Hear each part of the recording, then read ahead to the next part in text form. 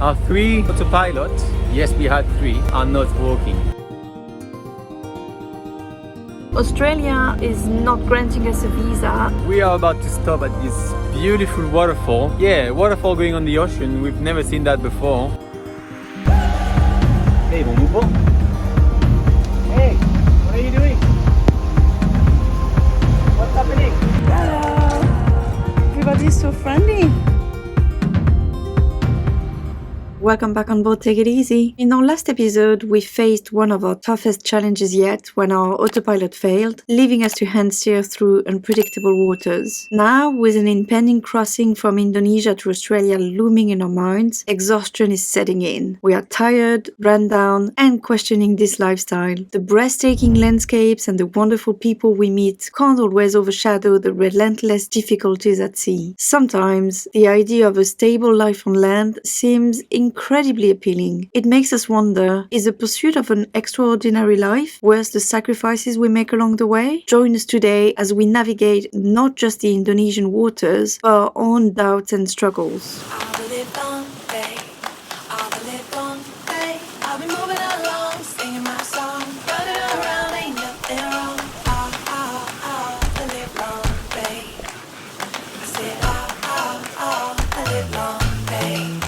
Despite these existential questions lurking in the back of our minds, we continue onward. We had planned to visit Triton Bay before crossing back to Australia, and we are determined to fulfill that goal, even if the journey is now far more difficult than we anticipated. Our first destination is Kaimana, the only actual city in Triton Bay, but we have to make some stops along the way to avoid night sailing. Some of these stops are also recommended diving spots, but quite difficult for just the two of us to explore, and to be honest, we are just not really into it at this stage. So a bit of an update. Our 3 Autopilot, yes we had 3, are not working. Not dead, but they can't keep up. So I don't know what's wrong with them. The torque in the engine is wrong, and voltage getting in is not enough. I don't know. Thing is, we have to hand steer now. So as you can see, hand steering, I don't know for how long, but it's been 3 days already. It's tiring, very tiring, and we are a bit stressed because we don't want to hand steer for the whole passage. It's supposed to be like around 6 or 7 days, so it might be a long time to hand steer, especially at night where you have nowhere to point at. It's gonna be challenging, so we are looking into it, trying to fix it. We're in contact with Remote. Oh yeah, hand steering under the sun, so with this trying to cover the sun so I'm a little bit better.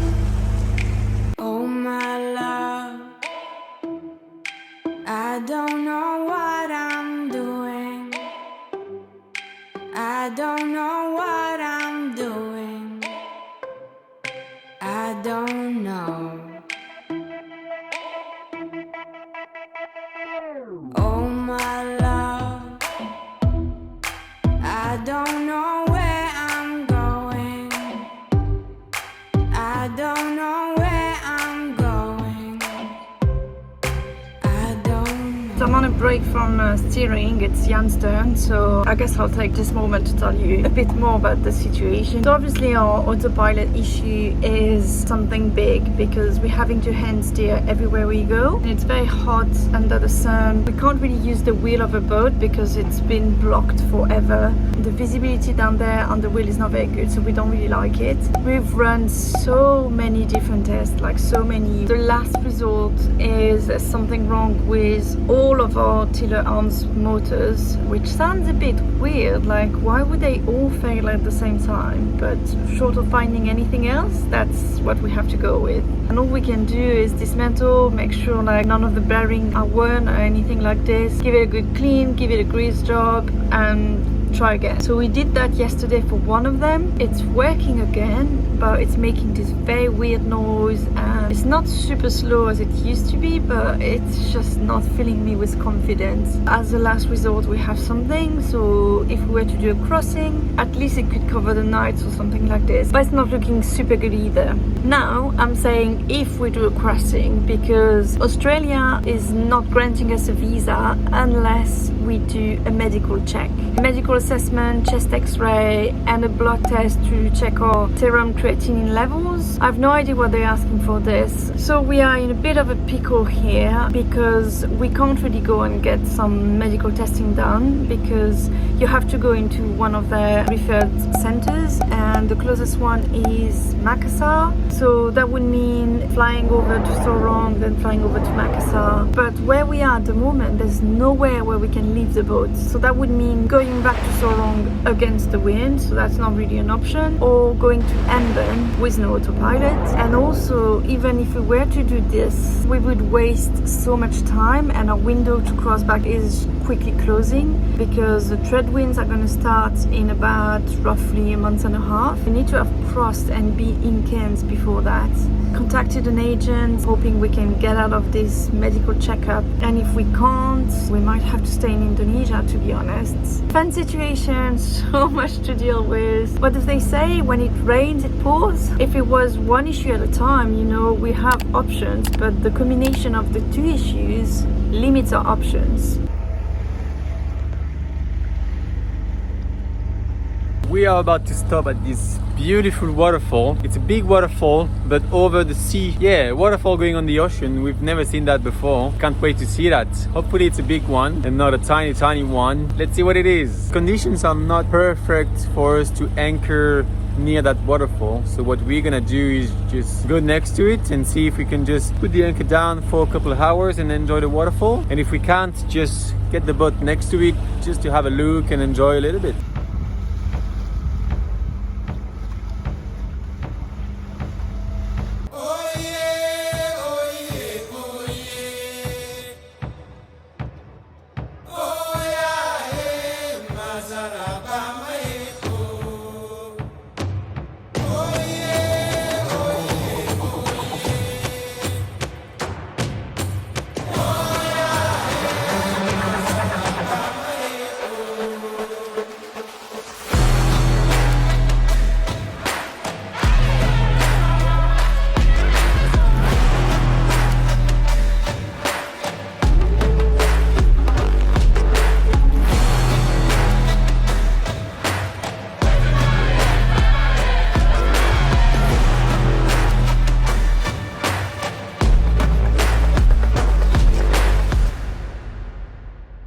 With the sea slightly agitated, we didn't think it was a good idea to anchor there, even just for a few hours, so no waterfall swim for us. Instead, we went slightly to the south to spend the night. The next day, hand steering again, we are making our way towards Kaimana. We were lucky again with another dolphin show, this time with maybe like 50 dolphins.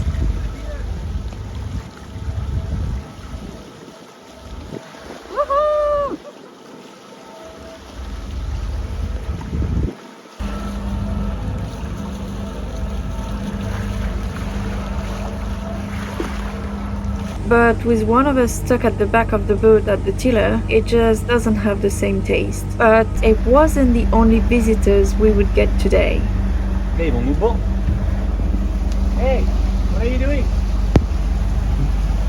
What's happening?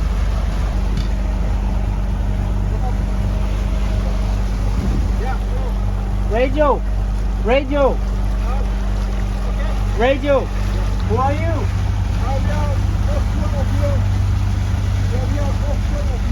Let's go!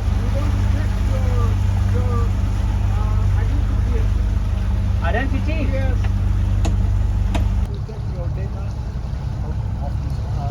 Of the boat? Why do you need that? Yeah. Why? Why? We are those who are here. I'm head of Region 1 Marine Conservation. Okay. Now we have joined in patrol. Okay. Yeah. What, sorry? Now we have joined in patrol now. Of course, we want to check your data from boat. Yeah, you can. Just take it easy. Okay.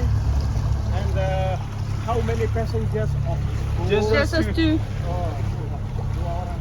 Only two. Oh, sorry. Ralentis. And where you from? France. Oh, France. Oh, France. Okay. Can you take your picture? Both? Yeah. A few minutes later. Apparently it was the Coast Guard checking up on us. Well, that was scary because there were at least 10 people on that boat and they were getting close to us and standing up on the side of the boat ready to jump on board. So we told them no boarding, no boarding. But yeah, we got scared and like when someone is telling you they want your details because they are Coast Guard or whatever, like it's so easy to do. There's no way for us to know for sure that's true. So it was a bit sketchy and I don't know, the way they approached us, we said radio and said no radio. That's the best way of approach from a boat to another one. If you're a Coast Guard, you have a radio. Yeah, so it was a bit weird. But at the end, I just asked our names, how many people were we on board, and how long were we staying here, where are we going after, and that's all. Probably they are Coast Guards and I don't know, handling the security around here, which is good for us. But it was a bit sketchy and weird at first. So now they are gone. Yeah, I'm a bit more relaxed and it's better. Good, we can keep going. Yeah, we can keep going. And we did until we reached this overnight stop. What a crazy ride today. So we found a place to stop. Not very confident with the anchorage, but I guess it's gonna do for the night. We have a bit of work to do because it is extremely humid where we are. The mold is growing like crazy on the walls. Like this is a spot that we wiped about 2 weeks ago, I would say, something like this. And it's already back like crazy. There's not much we can do without AC. AC would be a tremendous way to keep the boat not so humid, but I mean, we don't have it, we don't have the space for it, so there's no need to argue with this. But we have the dehumidifier, so I think we're gonna need to start putting it up a bit more often. And then we have those guys, so they are temperate, like basically it's a bit of like silica gel or something that you put in there, it transforms into water and then you empty the water. So we have quite a few around the boat, and where they are, it seemed to help at least a tiny bit. I'm not gonna say it's making a huge difference because that would be lying, but it's helping at least a little bit. And there is one spot in the boat that I'm having a lot of issue with because there's no airflow in there. The clothes start smelling quite bad, and I've seen there are some that you can actually hang, but they're not refillable, so I don't like that. So I'm gonna try to hack something myself, and in order to do that, all you need is a plastic bottle, something to cut it with, some very tiny rope, and a bit of mesh. It's getting late, let's do this while we still have some daylight. We're in Indonesia. I just found this on the beach and cleaned it. All right, let's get started, shall we? So I'm going to start by cutting the bottle.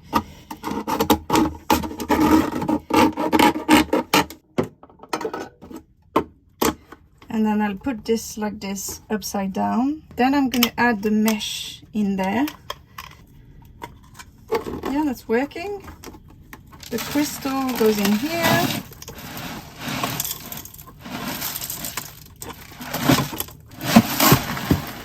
Technically, if you don't want to hang it, then you can leave it like this. That's it. When you don't have any more crystal, you just empty the water that's in here, refill that, and you're good to go. But what I want to do is I want to hang it. So I'm going to create little holes in here.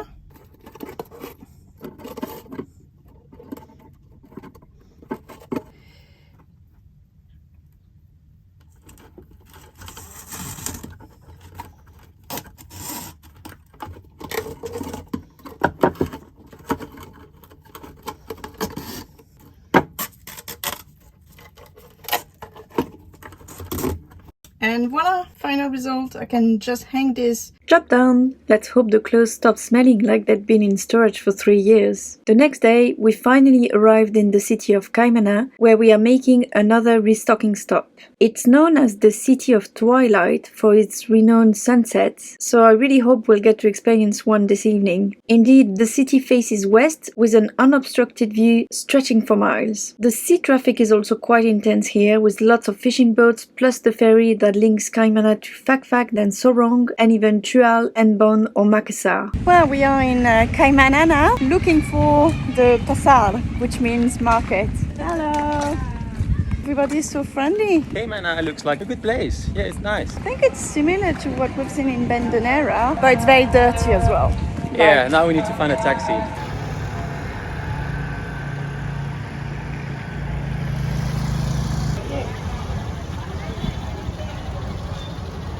After locating the market and buying everything that we needed, we relaxed and took in the sunset, preparing for a departure tomorrow. Although we won't be traveling far, this next destination promises to help us achieve one of our bucket list dreams, so make sure to join us next week to experience this with us. I hope you've enjoyed the video. Don't forget to subscribe and give us a like, and we'll see you next time. Bye!